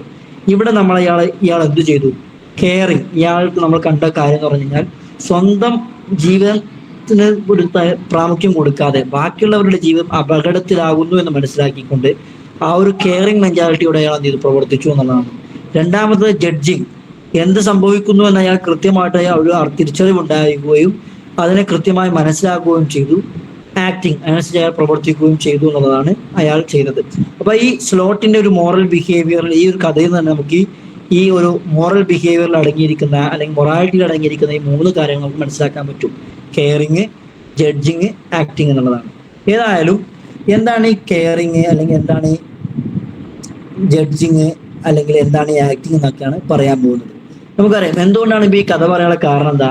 ഇത് നമുക്ക് ഈ മൊറാലിറ്റിയിൽ അടങ്ങിയിരിക്കുന്ന ഈ 3 ഘടകങ്ങളെ കൃത്യമായിട്ട് കാണിച്ചു തരുന്നുണ്ട്. കെയറിങ് എന്താണ് എന്ന്, ജഡ്ജിങ് എന്താണ് എന്ന്, ആക്ടിങ് എന്താണ് എന്ന് ഇത് മനസ്സിലാവുന്നുണ്ട്. അപ്പൊ ചുരുക്കി പറഞ്ഞു കഴിഞ്ഞാൽ മൊറാലിറ്റി എന്ന് പറഞ്ഞു കഴിഞ്ഞാൽ caring plus judging plus acting എന്ന് തന്നെയാണ് നമ്മൾ ചെയ്യുന്നത് മൊറാലിറ്റി എന്ന് പേരിട്ട് വിളിക്കുന്നത്. ഇനി ഓരോന്നിനെ നമുക്ക് ചർച്ച ചെയ്യാം. എന്താണ് ഈ കെയറിങ് എന്ന് പറയുന്നത്? എന്താ, feeling for others and wanting to help them. മറ്റുള്ളവരെ കുറിച്ച് ഒരു ഫീലിംഗ് നമുക്ക് ഉണ്ടാവുകയും അവരെ സഹായിക്കാൻ വേണ്ടി ഒരു ആഗ്രഹം ഉണ്ടാകുന്ന മനസ്ഥിതിയാണ് നമ്മൾ കെയറിങ് എന്ന് വിളിക്കുന്നത്. അപ്പോൾ what is caring in morality? ഇനി മൊറാലിറ്റി, ഈ ധാർമ്മികതയിൽ കെയറിങ് എന്ന് പറഞ്ഞാൽ എന്താണ്? അത് എംപതിയെ കുറിച്ച്, അതേപോലെ കമ്പാഷനെ കുറിച്ച്, അല്ലെങ്കിൽ ലവ്, നമ്മുടെ ഈ 3 വികാരങ്ങളെ കുറിച്ച്, നമ്മുടെ ഈ 3 ഇമോഷൻസിനെ കുറിച്ചിട്ടാണ് നമ്മൾ മൊറാലിറ്റിയിൽ കെയറിങ് എന്ന് പറയുന്നത്. നമുക്കുണ്ടാവുന്ന എംപതി എന്നുള്ളൊരു ഇമോഷൻ, അല്ലെങ്കിൽ നമുക്കുണ്ടാവുന്ന കമ്പാഷൻ, കരുണ എന്നൊരു ഇമോഷൻ, അതേപോലെ തന്നെ ലവ് എന്ന ഈ ഇമോഷൻ, ഈ ഒരു 3 ഇമോഷൻസിനെ മൊറാലിറ്റിയിൽ വിളിക്കുന്ന പേരാണ് കെയറിങ് എന്ന് പറയുന്നത്. അതേ ഉദാഹരണത്തിന് നമ്മൾക്ക് എന്ത് ചെയ്യാം, നമ്മുടെ അയൽവാസികൾ, അത് പാവപ്പെട്ടവരായിക്കോട്ടെ അല്ലെങ്കിൽ തീരെ സാധുക്കളായ മനുഷ്യരായിക്കോട്ടെ, അവരെങ്ങനെയാണോ ആ രീതിയിൽ അവരെ ആ ഒരു കോണ്ടക്സ്റ്റിൽ തന്നെ അവരെ സ്നേഹിക്കുക എന്നുള്ളത് ഈ നമ്മൾ അവരോട് കാണിക്കുന്ന കെയറിങ്ങിൻ്റെ ഒരു ഉദാഹരണമാണ്.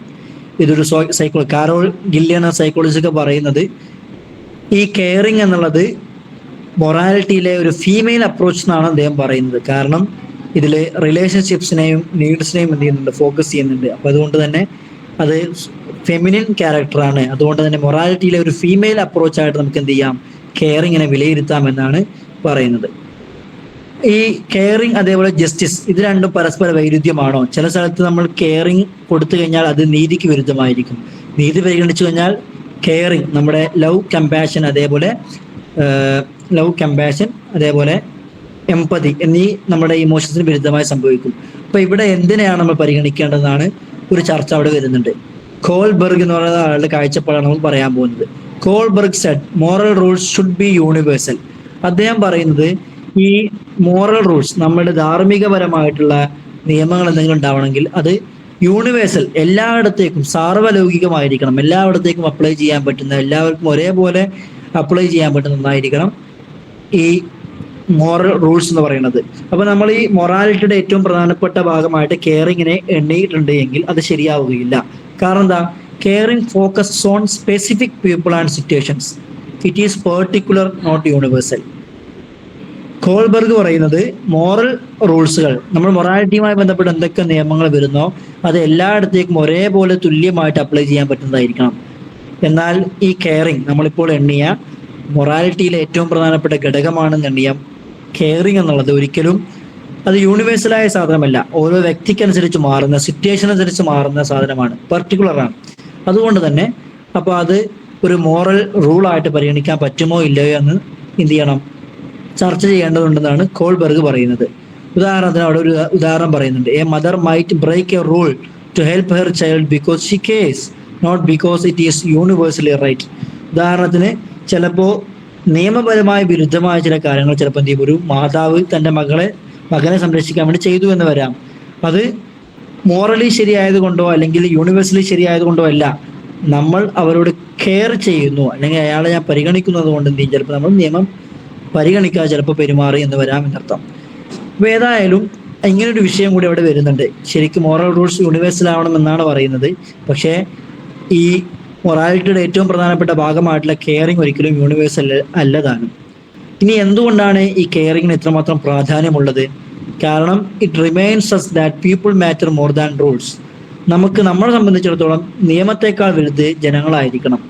ജനങ്ങൾക്ക് ഉപദ്രവകരമായിട്ടുള്ള നിയമങ്ങൾ ഒരിക്കലും നമ്മൾ പാലിക്കേണ്ടതില്ല. ജനങ്ങളെയാണ് നമ്മൾ എന്തിനാണ് പരിഗണിക്കേണ്ടതെന്ന് അർത്ഥം. It's about connection, not about correctness. എപ്പോഴും ശരിയാവുന്നതിനപ്പുറം നമുക്ക് നമ്മുടെ ബന്ധങ്ങൾ വിച്ഛേദിക്കപ്പെടാതെ കൃത്യമായി കൊണ്ടുപോകുക എന്നതായിരിക്കണം അവിടെ ഏറ്റവും പ്രാധാന്യം കൊടുക്കപ്പെടേണ്ടത് എന്നർത്ഥം. ഇനി രണ്ടാമത്തെ പ്രധാനപ്പെട്ട ഘടകമായിട്ടുള്ള ജഡ്ജിങ്. എന്താണ് ഈ ജഡ്ജിങ് കൊണ്ട് ഉദ്ദേശിക്കുന്നത്? Judging means understanding a situation and deciding what is right. ഒരു സാഹചര്യം ഉണ്ടായി കഴിയുമ്പോൾ അവിടെ എന്താണ് സംഭവിക്കുന്നത്, ആ ഒരു കോണ്ടെക്സ്റ്റ് എന്താണെന്ന് കൃത്യമായി മനസ്സിലാക്കുകയും അവിടെ എന്താണ് ശരി എന്ന് തീരുമാനമെടുക്കാൻ ചെയ്യുന്ന കപ്പാസിറ്റിയെയാണ് നമ്മൾ ജഡ്ജിങ് എന്ന് പറയുന്നത്. രണ്ട് രീതിയിലുള്ള ജഡ്ജിങ് ഉണ്ടായിരിക്കാം. ഒന്ന് ഇമ്മീഡിയറ്റ് ജഡ്ജിങ് ഉണ്ട്, അതേപോലെ തന്നെ റിഫ്ലക്റ്റീവ് ആയിട്ട് ജഡ്ജിങ് ഉണ്ട്.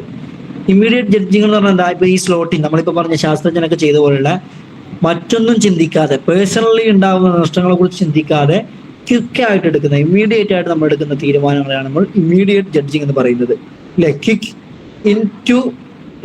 ഇൻറ്റൂഷിയേറ്റീവ് അണ്ടർസ്റ്റാൻഡിങ് ഓഫ് എ ക്രൈസിസ്. ഒരു പ്രതിസന്ധി ഉണ്ടാകുമ്പോൾ നമ്മൾ പെട്ടെന്ന് എടുക്കുന്ന ഒരു തീരുമാനം, നമ്മുടെ ഇൻറ്റ്യൂഷൻ, നമ്മുടെ മനസ്സ് പറയുന്ന അനുസരിച്ച് തീരുമാനം എടുക്കുന്നതാണ് നമ്മൾ ഇമ്മീഡിയറ്റ് ജഡ്ജിങ് എന്ന് പറയുന്നത്. അവിടെ നമുക്ക് എന്തുണ്ടാവില്ല, ആലോചിക്കാൻ സമയം ഉണ്ടാവില്ല. നമ്മൾ ജസ്റ്റ് കെയറിങ് എന്നൊരു പ്രിൻസിപ്പിളിനെ അടിസ്ഥാനമാക്കി മാത്രമായിരിക്കും ഇവിടെ പെരുമാറുന്നത്. നമ്മൾ നേരത്തെ പറഞ്ഞ സ്ലോട്ടിന്റെ കഥ അല്ലെ, ഇവിടെ ബാക്കിയുള്ളവരെ സംരക്ഷിക്കണം എന്നൊരു ബോധം, ആ ഒരു കെയറിങ് മെന്റാലിറ്റിക്ക് അനുസരിച്ച് മാത്രം എന്ത് ചെയ്യുന്നു, അയാൾ പെരുമാറുന്നു. അവിടെ സ്വന്തത്തിന്റെ ആരോഗ്യത്തെക്കുറിച്ചോ താൻ അപകടത്തിലേക്ക് എടുത്തു ചാടുകയാണ് എന്നതിനെ കുറിച്ച് അയാൾ ചിന്തിക്കുന്നില്ല എന്നർത്ഥം. അപ്പൊ അതാണ് ഒരു ഇമ്മീഡിയറ്റ് ജഡ്ജിങ് എന്ന് പറഞ്ഞ് ഉദ്ദേശിക്കുന്നത്. ഈ രണ്ടാമത്തെ ഒരു ടൈപ്പ് ജഡ്ജിങ് ഉണ്ട് എന്ന് പറയുന്നത് റിഫ്ലക്റ്റീവ് ജഡ്ജിങ് ആണ്.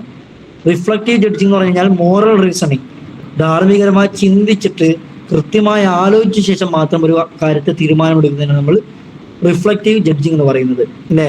തിങ്കിങ് കെയർഫുള്ളി അബൌട്ട് മോറൽ ഡിലമാസ്, അവിടെയുള്ള മോറൽ ആയിട്ടുള്ള പ്രതിസന്ധികൾ എന്തൊക്കെയാണ് എന്ന് ചിന്തിച്ച ശേഷം മാത്രം എടുക്കുന്ന തീരുമാനങ്ങൾ. ഉദാഹരണത്തിന്, should I vote for a corrupt candidate from my party, എൻ്റെ പാർട്ടി, ഞാനൊരു നിശ്ചിത ഒരു പാർട്ടിയുടെ അനുഭാവിയാണെന്ന് വിചാരിക്കാം. അപ്പൊ ഈ ഇലക്ഷനിൽ എൻ്റെ പാർട്ടി നിർത്തിയിരിക്കുന്നത് ഒരു അഴിമതിക്കാരനായ ഒരു കാൻഡിഡേറ്റിനെയാണ് എങ്കിൽ ഞാൻ അയാൾക്ക് വോട്ട് ചെയ്യണോ വേണ്ടയോ എന്ന് ഞാൻ ചിന്തിക്കുന്നു അല്ലേ. അത് എന്നിട്ട് വേണ്ട എന്ന് തീരുമാനിക്കുന്നു. അപ്പൊ അതെന്താ, റിഫ്ലക്റ്റീവ് ജഡ്ജ്മെന്റ് കാരണമാണ് അങ്ങനെ ഉണ്ടാവുന്നത്. അപ്പൊ അവിടെ റിഫ്ലക്റ്റീവ് ജഡ്ജ്മെന്റിൽ എന്ത് വരുന്നു, റീസണിങ്, അതേപോലെ നമ്മുടെ കുറെ പ്രിൻസിപ്പിൾസ്, നമ്മൾ ഫോളോ ചെയ്യുന്ന കുറെ തത്വങ്ങൾ, അതേപോലെ വാല്യൂസ് ഒക്കെ അടിസ്ഥാനപ്പെടുത്തിയായിരിക്കും ആ ജഡ്ജ്മെന്റ് ഉണ്ടായിരിക്കുന്നത്. ഇനി നമുക്ക് മൊറാലിറ്റിയിലേക്ക് വരുമ്പോൾ അവിടെയും കുറെ ടൈപ്സ് ജഡ്ജ്മെന്റിലായിട്ട് നമുക്ക് കാണാൻ പറ്റും. ഒന്ന് ജഡ്ജ്മെന്റ് ഓഫ് ഒബ്ലിഗേഷൻ. ഇപ്പൊ നമ്മൾ സാധാരണ രീതിയിലുള്ള ജഡ്ജ്മെന്റ് രണ്ട് ടൈപ്പാന്ന് പറഞ്ഞു. ഇനി മൊറാലിറ്റിയിലേക്ക് വരുമ്പോൾ വേറെ കുറെ ടൈപ്പ് ജഡ്ജ്മെന്റ് ആണുള്ളത്. ഒന്ന് ജഡ്ജ്മെന്റ് ഓഫ് ഒബ്ലിഗേഷൻ, ഒബ്ലിഗേഷനുമായി ബന്ധപ്പെട്ട ജഡ്ജ്മെന്റ്. എന്നാൽ വാട്ട് ഷുഡ് ഐ ഡു, ഞാനിപ്പോൾ എന്ത് ചെയ്യണം, തെറ്റാണോ ശരിയാണെന്നതിനപ്പുറം ഞാനിപ്പോൾ എന്താണ് ചെയ്യേണ്ടതെന്ന് ചിലപ്പോൾ നമ്മൾ തീരുമാനം എടുക്കും. ചിലപ്പോൾ ശരിയായിരിക്കാം, ചിലപ്പോൾ തെറ്റായിരിക്കാം. അതാണ് ജഡ്ജ്മെന്റ് ഓഫ് ഒബ്ലിഗേഷൻ എന്ന് പറയുന്നത്. അപ്പൊ ഉദാഹരണത്തിന്, എനിക്ക് കുറെ സഹായം ചെയ്തൊരാൾ, അയാൾ എന്നോട് അനധികൃതമായിട്ട് എന്തെങ്കിലും സഹായം ചെയ്യാൻ ആവശ്യപ്പെട്ട സമയത്ത്, ഉദാഹരണത്തിന് ഞാൻ തീരെ എനിക്കൊരു നിലയും വിലയുമില്ലാത്ത സമയത്ത് എന്നെ സഹായിച്ച ഒരാൾ, അപ്പോൾ ലാസ്റ്റ് നമ്മൾ വലിയ നിലയിലേക്ക് എത്തി. ആ സമയത്ത് ഇയാൾക്ക് തീരെ ഒരു ആവതില്ലാത്തൊരു സമയമാണെന്ന് വിചാരിക്കുക. അയാൾക്ക് തീരെ കഴിവോ അല്ലെങ്കിൽ ഒരു സ്റ്റാറ്റസോ ഇല്ലാത്ത സമയത്ത് അയാൾ നമ്മുടെ ഒരു പ്രൊഫഷൻ അല്ലെങ്കിൽ നമ്മുടെ ഒരു പോസ്റ്റ് ദുരുപയോഗം ചെയ്തുകൊണ്ട് അയാൾ സഹായിക്കാൻ വേണ്ടി ആവശ്യപ്പെട്ടു. അപ്പൊ ഞാൻ ചിന്തിക്കും, ഞാനിപ്പോൾ എന്ത് ചെയ്യണം. അപ്പൊ എനിക്ക് രണ്ട് രീതിയിൽ ചിന്തിക്കാം. ഒന്ന്, ഇയാൾ എന്നെ കുറെ സഹായിച്ചിട്ടുണ്ട്, അപ്പൊ ഇവിടെ തെറ്റും ശരിയും പരിഗണിക്കാതെ ഇയാളെ സഹായിക്കാം. ആ ഒരു ജഡ്ജ്മെന്റിനാണ് നമ്മൾ എന്ന് പറയുന്നത് ജഡ്ജ്മെന്റ് ഓഫ് ഒബ്ലിഗേഷൻ എന്ന് പറയുന്നത്. ഇനി രണ്ടാമത്തെ എന്ന് പറഞ്ഞു കഴിഞ്ഞാൽ ജഡ്ജ്മെന്റ് ഓഫ് വാല്യൂ. ശരിയോ തെറ്റോ എന്നല്ല, ഇത് നല്ലതാണോ ചീത്തതാണോ എന്ന് അടിസ്ഥാനപ്പെടുത്തി തീരുമാനം എടുക്കുക. വാട്ട് ഈസ് ഗുഡ് ഓർ വർത്തി, ഇവിടെ നല്ലത് എന്താണ് അല്ലെങ്കിൽ ശരി എന്താണെന്ന് അടിസ്ഥാനത്തിൽ തീരുമാനം എടുക്കുന്നതാണ് നമ്മൾ എന്ത് ചെയ്യുന്നത് ജഡ്ജ്മെന്റ് ഓഫ് വാല്യൂ എന്ന് പറയുന്നത്. ഏതായാലും ഇവിടെയൊക്കെയും കോംപ്ലക്സ് ആയിട്ടുള്ള കുറെ മോറൽ ഇഷ്യൂസ് വരുന്നുണ്ട്. എന്തൊക്കെയാണത്?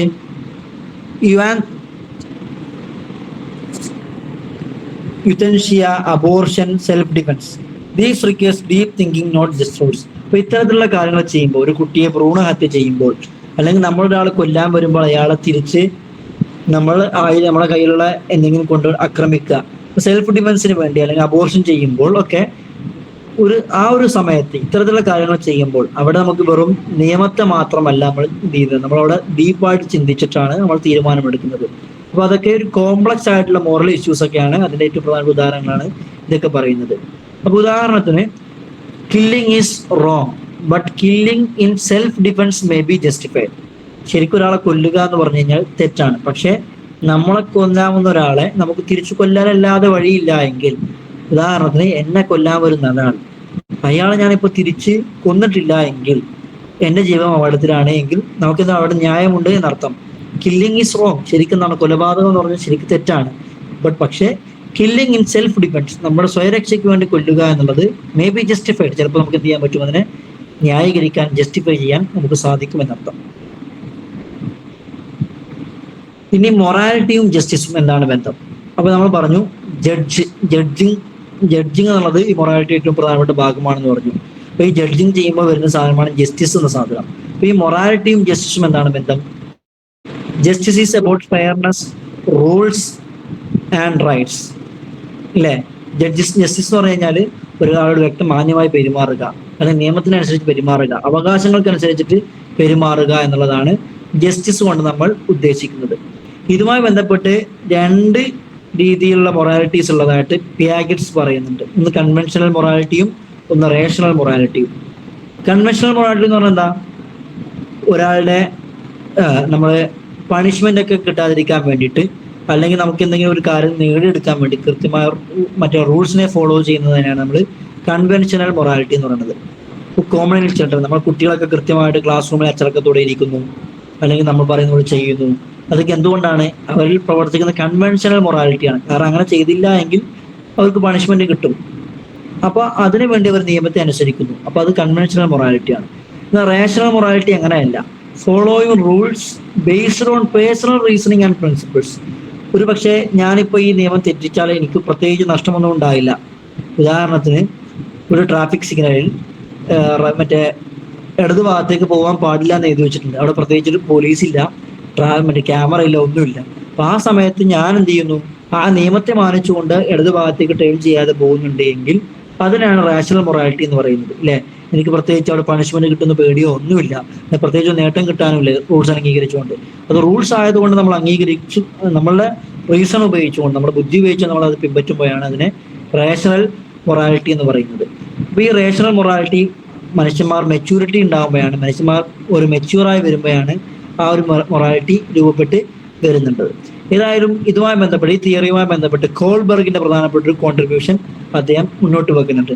അദ്ദേഹം പറയുന്നത് moral development is A cognitive process.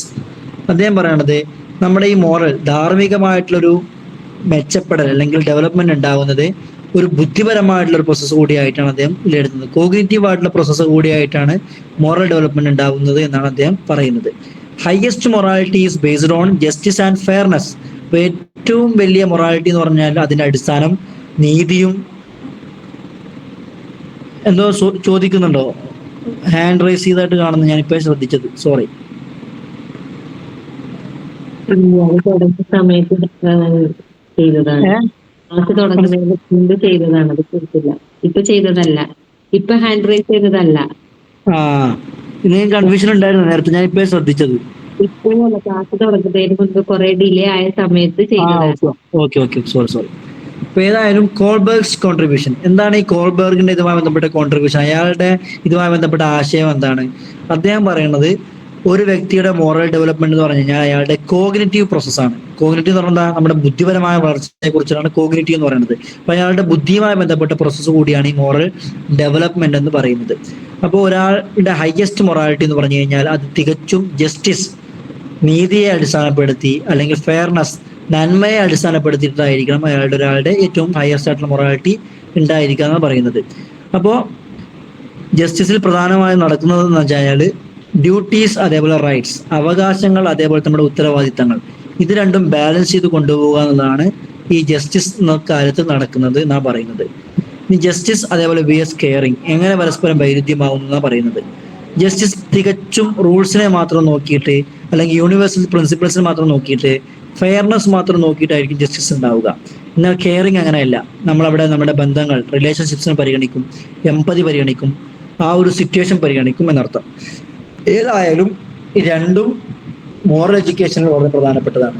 പക്ഷെ മൊറാലിറ്റിയിൽ ഏറ്റവും പ്രധാനം കെയറിങ്ങിനാണ്, എന്തിനേക്കാൾ?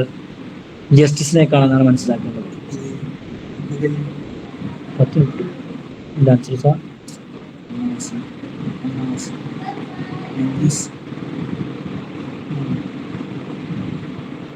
ഇനി ലാസ്റ്റ് ഒരു ഡയമെൻഷൻ കൊണ്ട് നമുക്ക് പറയാനുള്ളത്, അല്ലെ, ആക്ടിങ്.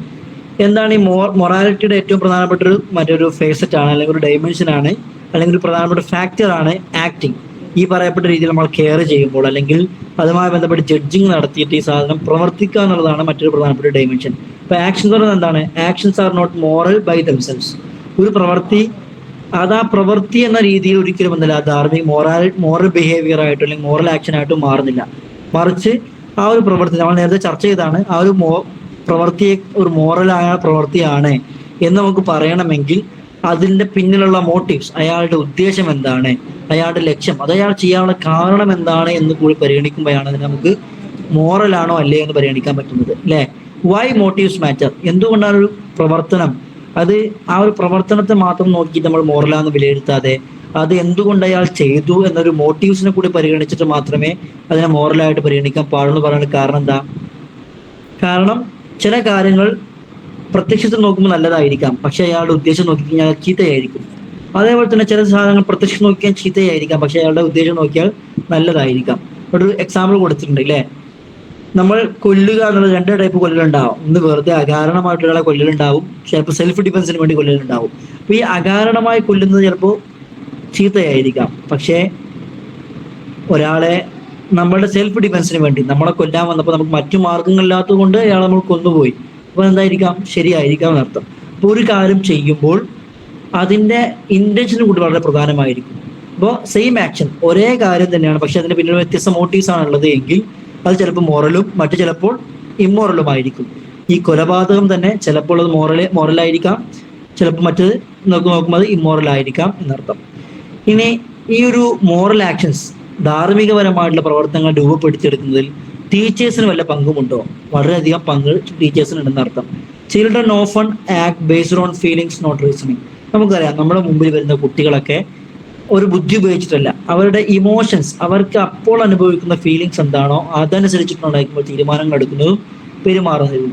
അപ്പോൾ ഈ സമയത്ത് ടീച്ചറാണ് കൃത്യമായിട്ട് എന്ത് ചെയ്യേണ്ടത്? അവരുടെ സ്വഭാവത്തെ രൂപപ്പെടുത്തിയെടുക്കേണ്ടത്. അപ്പോൾ teachers should reinforce good behaviours. അപ്പോൾ നമ്മൾ കുട്ടികളിൽ കാണുന്ന നല്ല സ്വഭാവങ്ങളെ എന്ത് ചെയ്യണം? വീണ്ടും അവരെ പ്രൊമോട്ട് ചെയ്തിട്ട് എന്ത് ചെയ്യണം? റീഎൻഫോഴ്സ് ചെയ്യാൻ ശ്രമിക്കണം. അവരെ സഹായിച്ചു കൊടുത്തിട്ട് അവരുടെ ഷെയറിങ് മെന്റാലിറ്റി അല്ലെ, ഒരു ഭക്ഷണം പരസ്പരം ഷെയർ ചെയ്ത് കഴിക്കുന്ന സ്വഭാവത്തെ, പരസ്പരം സഹായിക്കുന്ന സ്വഭാവത്തെ, അല്ലെങ്കിൽ അവരുടെ ഹോണസ്റ്റി, അവരുടെ സത്യസന്ധതയ്ക്ക് നമ്മൾ എന്ത് ചെയ്യണം?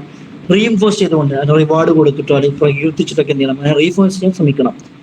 എന്നാൽ അതേപോലെ തന്നെ understand the child's feeling behind actions. നമ്മൾ എന്ത് ചെയ്യണം? ഒരു കുട്ടി എന്തുകൊണ്ട് അങ്ങനെ ചെയ്തു എന്നതിന് ആ ഒരു കുട്ടിയെ ഒരു കാര്യം ചെയ്യാൻ പ്രേരിപ്പിച്ച ഘടകം എന്താണ്, അവന്റെ ഫീലിങ്സ് എന്താണ് എന്ന് മനസ്സിലാക്കാൻ ശ്രമിക്കണം. അതേപോലെ തന്നെ വെറുതെ ഒരു കുട്ടിയെ അയാളുടെ കോണ്ടക്സ്റ്റ്, അവനെ എന്തുകൊണ്ട് ആ കാര്യം ചെയ്തു എന്ന് മനസ്സിലാക്കാതെ നേരെ ശിക്ഷിക്കുന്ന ഒരു പരിപാടി ഉണ്ടെങ്കിൽ അത് നമ്മൾ എന്ത് ചെയ്യണം? കൃത്യമായി ഒഴിവാക്കുകയും വേണം എന്നർത്ഥം. ഇനി എങ്ങനെയൊക്കെ നമുക്ക് എന്ത് ചെയ്യാം? കുട്ടികളിൽ ഹാബിറ്റ്സ്, മോറൽ ഹാബിറ്റ്സ് ഉണ്ടാക്കിയെടുക്കാൻ പറ്റുമെന്നാണ് നമ്മൾ പറയുന്നത്. നമുക്കറിയാം, കുട്ടികൾ എന്താണ് ശരി അല്ലെങ്കിൽ എന്തുകൊണ്ടാണ് ഒരു സാധനം ശരി എന്ന് പഠിക്കുന്നതിന് മുമ്പ് എന്താണ് ശരി എന്നാണ് പഠിക്കുന്നത് അല്ലേ? വാട്ട് ഈസ് റൈറ്റ് അല്ലേ? എന്തുകൊണ്ടൊരു സാധനം ശരി എന്ന് മനസ്സിലാക്കാതെ തന്നെ ചിലപ്പോൾ അവർ എന്ത് ചെയ്യും? എന്താണ് ചെയ്യണമെന്ന് പഠിക്കും. ഉദാഹരണത്തിന് ഒരു കുട്ടിയെ മറ്റൊരു കുട്ടിയെ സഹായിച്ചപ്പോൾ എന്ത് ചെയ്യുന്നു? അയാൾ അനുമോദിച്ചു കഴിഞ്ഞാൽ, അയാളെ പുകഴ്ത്തി കഴിഞ്ഞാൽ, ഒരു കുട്ടിയെ പുകഴ്ത്തി കഴിഞ്ഞാൽ ആ ഒരു സ്വഭാവം അയാൾ ഉണ്ടാക്കിയെടുക്കാൻ സഹായിക്കും. പിന്നെ മാത്രമേ എന്തുകൊണ്ട് തന്നെ ടീച്ചർ ഇതിന്റെ പിന്നിൽ എന്ത് ചെയ്തു? ഞാൻ ഒരു കുട്ടിയെ സഹായിച്ചപ്പോൾ ടീച്ചർ എന്നെ ഇത്രമാത്രം എൻകറേജ് ചെയ്യാനുള്ള കാരണം എന്താണെന്ന് പിന്നീട് മാത്രമേ എന്ത് ചെയ്യുള്ളൂ, അതിനെക്കുറിച്ച് ചിന്തിക്കുള്ളൂ എന്നർത്ഥം. അപ്പൊ ഇതാണ് ഈ ചാപ്റ്ററിൽ നമുക്ക് പറയാനുള്ളത്. ഇപ്പൊ ചുരുക്കത്തിൽ പറഞ്ഞു കഴിഞ്ഞാൽ മൊറാലിറ്റി എന്നുള്ളത് ഒരു സിംഗിൾ ഡയമെൻഷനുള്ള ഒന്നല്ല, മൾട്ടി ഫെസിറ്റഡ് ആയിട്ടുള്ള, മൾട്ടി ഡയമെൻഷണൽ ആയിട്ടുള്ള ഒരു കാര്യമാണ് മൊറാലിറ്റി എന്ന് പറയുന്നത്. അപ്പോൾ അതിന്റെ വ്യത്യസ്ത തലങ്ങളാണ് നമ്മൾ പഠിച്ചത്. റിലേറ്റീവ്ലി വളരെ സിമ്പിൾ ആയിട്ടുള്ളൊരു കോൺസെപ്റ്റ് എന്ന് പറഞ്ഞൊരു ചാപ്റ്റർ ആയിരുന്നു ഇത്. അതുകൊണ്ടാണ് കുറച്ച് സ്പീഡിൽ പോയത്, അധികം സ്പീഡ് പോയിട്ടില്ല. അപ്പൊ എന്തെങ്കിലും കൺഫ്യൂഷൻസ് ഉണ്ടെങ്കിൽ ചോദിക്കാം. എന്തെങ്കിലുണ്ടോ?